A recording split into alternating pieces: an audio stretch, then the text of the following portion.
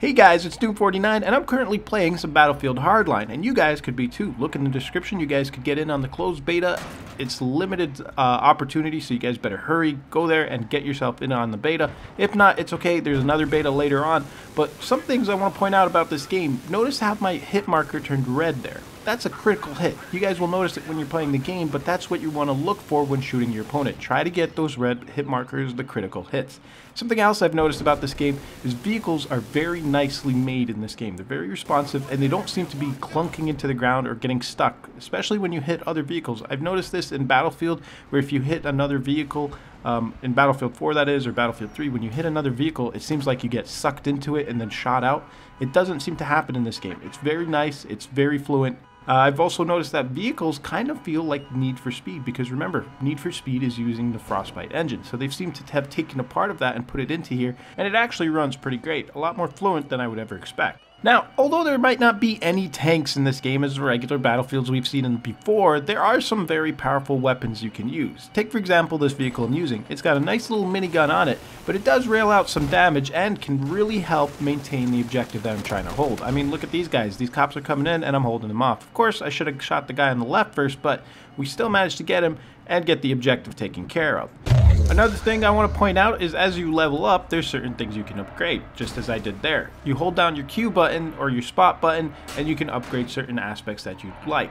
Another thing is the money system. It's now, rather than a point system to unlock weapons or certain unlocks to anything you want, you can have a money system, kind of like Counter-Strike, but this money system is a permanent money system for every time you play. In Counter-Strike, when you had certain money, you would be able to buy a gun every round, and that's how it worked.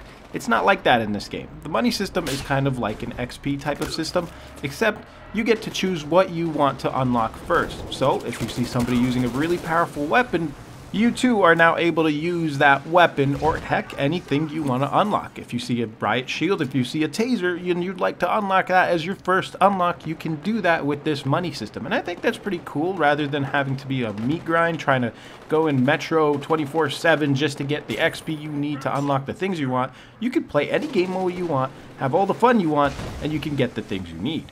So we decided to do a little bit of myth busting while we were there at EA, and we wanted to see if you could actually bat away a grenade when it comes your way. And apparently that can't work, so you can't really play baseball in this game, but I decided to throw a grenade at him to test it out one more time to see if maybe he'd have better luck than I did, and it's the same story. It just doesn't happen. So that would be something great that could have been in the game, just to have some kind of like shenanigan aspect to it, but there's some other things we decided to try and do. We decided to also put C4 on the riot shield. Maybe you could have that as an advantage on an enemy. Go in there with some riot shield C4, and that doesn't stick either. But if you pay close attention, I can go up to him as he's the support class and I can take ammo from him, rather than me having to run around those teammates who don't listen to you when you say, hey, need ammo, and they just completely don't listen to you. You can run up to them, hold your use button, and you can take the ammo from them.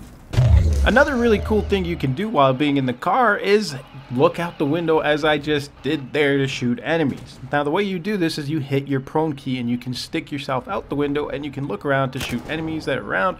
It's a really nice aspect to the game, and it's actually very fluent when shooting enemies. Now in Battlefield 4 and Battlefield 3, when you were on the gunner seat and shooting people and the vehicle would drive around, it was absolutely hard when it would move around. It would actually make you miss more than you would be able to aim. In this, it's very fluent. It's where you aim is where it's going to go. So as no matter how far the vehicle goes or what it does, it's not going to affect your aim, and that's a really nice aspect.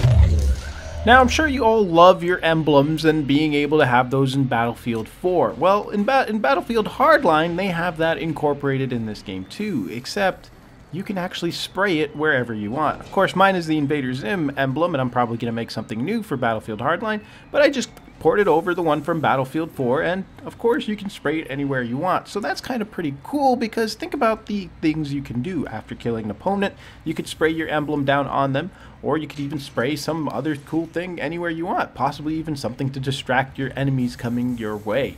It's a really nice aspect to the game, and it's absolutely fun to use. To use this, you're going to have a key bound to it. In the PC, it's the letter C, and I don't know what key binding it is for the guys on the console, so you guys are going to have to look into that. Anyway, that sums it up, guys, and if you did enjoy this commentary, please leave a like down below, and also let me know in the comments down below what you guys think of it. And as you guys all know, I host those Doom 49ers events where I get 64 guys guys into a server. It seems like it can be 32 guys into this Battlefield Hardline, so we're going to be doing that for Battlefield Hardline. I'm going to give it a day or two to let everybody be able to get in this game. Then I'm going to host an event where I'm going to get 32 of you guys in a server, and we are going to do some crazy things. Just imagine it. It's going to be unreal. Anyway, guys, that sums it up. I will see you guys later. If you're new to this channel, please do click that subscribe button down below, and also share this video with your buddies. It would mean the world to me, and I'll see you guys later.